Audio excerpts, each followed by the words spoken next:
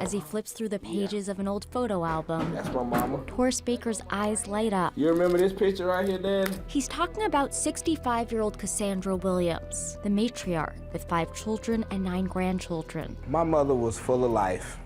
She was a happy woman. She was a light. Memories of a mother who lived a full life, cut short by a tragedy her son says he never saw coming. We have lost a true angel. Cassandra Williams was living with her boyfriend Curtis Lilly in northwest Atlanta this past October. Her children began to worry after they had not heard from her in a week, which was unusual. So they went to the house and demanded answers. I started talking in the door.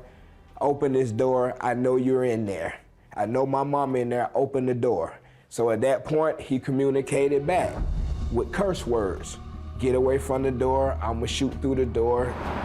Shaken up and scared, Taurus went back to his car and dialed 911. It was Saturday night, a little after 8 p.m. So I need an APD officer either to come over here and make him open this damn door, or I'm gonna kick this door in myself. By 9 o'clock, police had not arrived, so Taurus called again. We've been waiting on APD, ain't nobody showed up. Okay, we'll get one out there.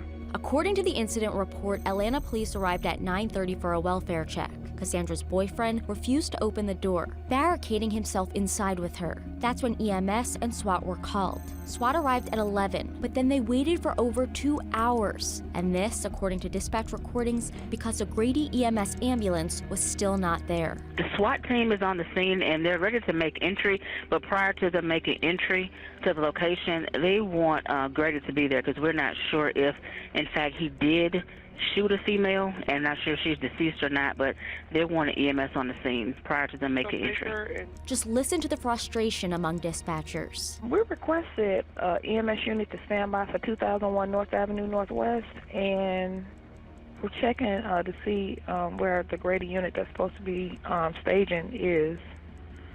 No, we don't have anybody for it. By the time an ambulance arrived and SWAT broke down the door, Cassandra was dead, stabbed dozens of times. Her boyfriend, Curtis Lilly, was arrested at the scene. If they would have been more swift in their actions, there would have been a possibility of my mother still breathing here today.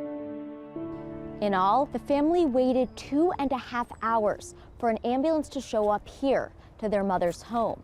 But Atlanta News First uncovered there was another ambulance in the city, idling just 5 miles away. This is it, the City of Atlanta's tactical ambulance, often called ATEMS, purchased in 2018 for $138,000, specializing in, quote, immediate medical services in unique and hostile situations for Atlanta law enforcement. So where was it? Parked outside the downtown Hyatt Regency at Mayor Andre Dickens' senior ball. In my opinion, any kind of active situation should certainly overrule that. Atlanta City Councilman and Public Safety Chair Dustin Hillis does not have a problem with the city's tactical ambulance being used for dignitary detail if it's able to switch gears. But that didn't happen here. Do you think this tactical ambulance should have been reassigned in this situation? No doubt. It should have been reassigned. And some changes, obviously, in my opinion, need to be made. For months, we asked Atlanta Fire Rescue how many times the city's tactical ambulance was used last year. After giving us conflicting answers, AFRD provided records which showed that the ambulance sat unused 331 days of 2022. Of the 36 times it was activated, more than half were in SWAT situations, while 5 were on dignitary detail. As for Taurus Baker and his family, time is of the essence when people are in those situations. They just wish the tactical ambulance would have been used on the day that mattered most. They didn't treat my mom's life as time was of the essence.